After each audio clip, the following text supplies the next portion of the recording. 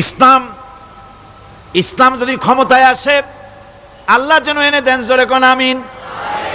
ইসলাম যদি ক্ষমতায় এসে যায়, রব্বুল আলামিন তাফসীরের মাহফিল, কোরআন সামনে নিয়ে আশা করে তোমার দরবারে দোয়া করি, এই বিশাল জনসমুদ্রের দোয়া কবুল করো মাবুদ গো, এই বাংলাদেশকে ইসলামের দেশ বানাইয়া দাও।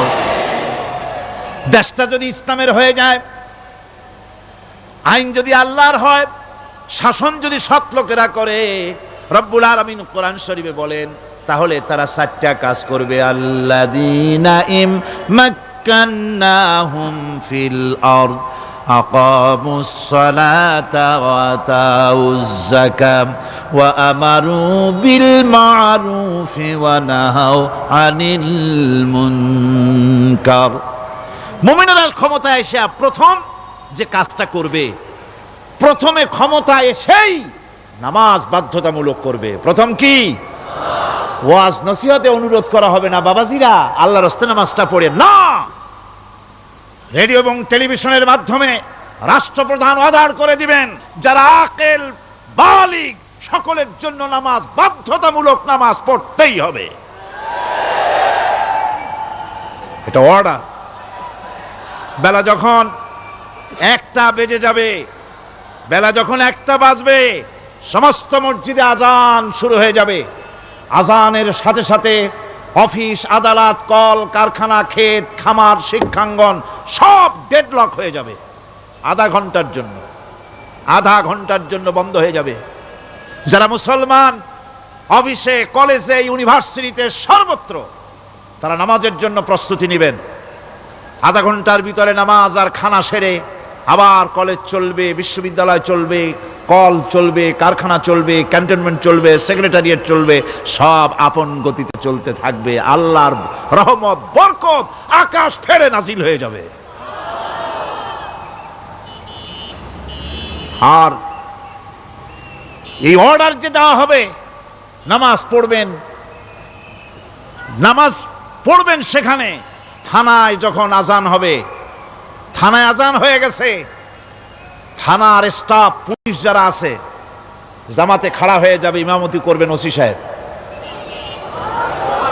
এসপির অফিসে এসপি সাহেব ইমামতি করবেন, ডিসি সাহেব তার অফিসে ইমামতি করবেন, মন্ত্রী সেক্রেটারিয়েট ইমামতি করবেন, প্রেসিডেন্ট বঙ্গভবন ইমামতি করবেন, বিশ্ববিদ্যালয়ের ভাইস চ্যান্সেলরের ইমামতিতে সে জায়গার মুসলমান ছাত্র ছাত্রী, শিক্ষক শিক্ষয়িত্রী এক জামাতে নামাজ আদায় করবে। এই যদি হয়, চিত্র দেশের অপরাধ থাকবে? থানায় ওসি সাহেব নিজেই যদি জামাতের ইমামতি করেন, এইভাবে নামাজ আদায় করেন, পুলিশদের নিয়ে জামাতে, ঘুষ আর খাবে তারা? এসপি সাহেবের অফিসে, ডিসি সাহেবের অফিসে মন্ত্রীরা যদি এভাবে নামাজ কায়েম করে, তাহলে কি অন্যায় অপরাধ কিছু থাকবে সমাজে? থাকবে না। সুতরাং নামাজ বাধ্যতামূলক করে দেওয়া হবে। নামাজ বাধ্যতামূলক, সকলকে নামাজ পড়তে হবে। নামাজ হচ্ছে অপকর্মের প্রতিবন্ধক। নামাজ পড়লে অন্যায় কাজ থেকে বাঁচার পথ। অন্যায় থেকে বাঁচায় কিসে? নামাজ। আল্লাহ রাব্বুল আলামিন বলেন, উতলু মা উহিয়া ইলাইকা মিনাল কিতাবি ওয়া কিমিস সালাম ইন্নাস সালাতা তানহা আনিল ফাহশাই ওয়াল মুনকার। হে নবী, এই কিতাব তেলাওয়াত করো, যা তোমার প্রতি অবতীর্ণ করা হয়েছে, এই কিতাব তেলাওয়াত করো আর নামাজকে প্রতিষ্ঠা করো। নিঃসন্দেহে নামাজ মানুষকে পাপাচার থেকে বাঁচাইয়া দেয়।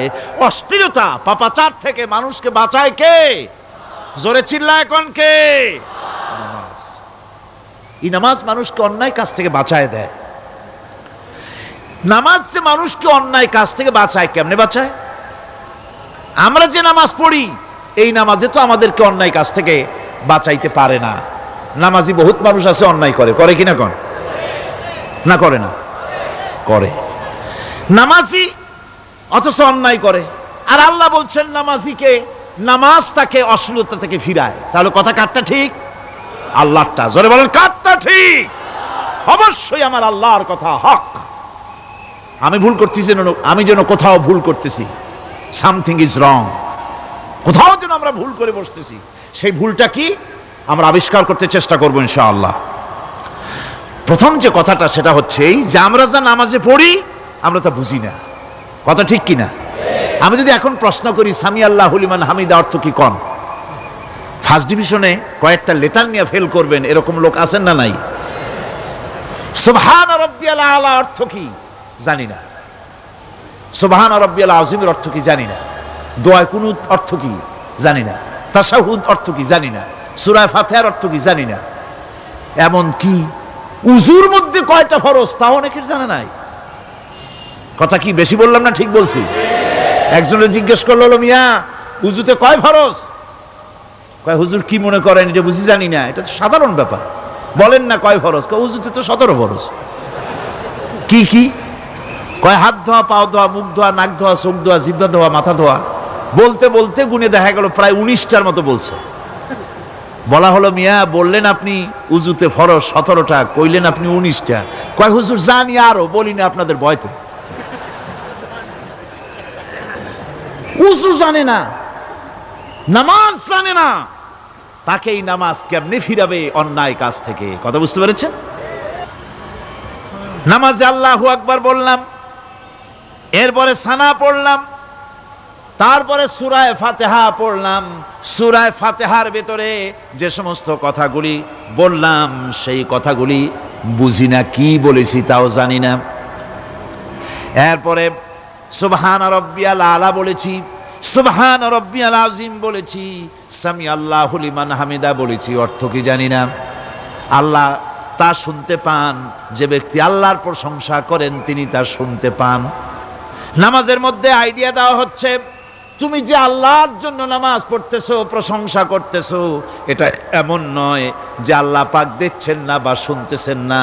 তুমি যা বলতেছো, প্রশংসা করতেছো, আল্লাহ পাক তা শুনতে পাচ্ছেন। সামি আল্লাহু লিমান হামিদা।